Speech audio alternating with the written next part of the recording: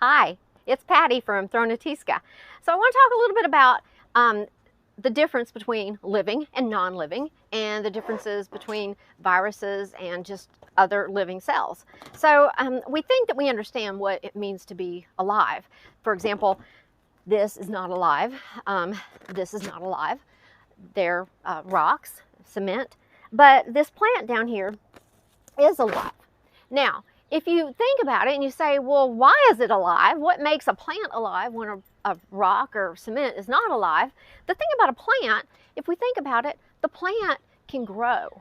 And it can grow as long as it gets light and energy source from the sun and some nutrition, some water, some dirt, and it can do these internal processes, and so it can make more plant cells. So the rock cannot do this. You may be able to make more rock by putting it all together and putting it in cement, but it's not growing by itself.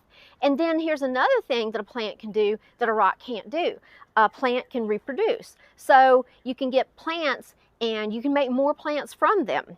And that's the same thing that happens with your cells in your body.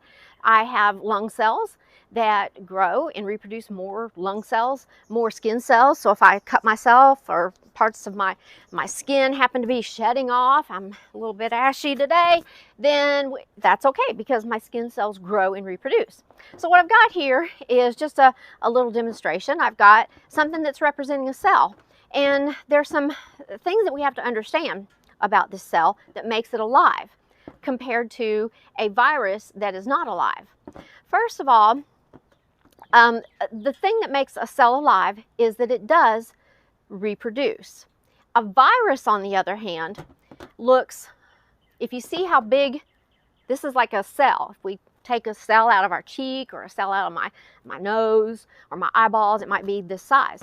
But you see this right here, this is a virus. And you see viruses are very, very small compared to the size of a cell.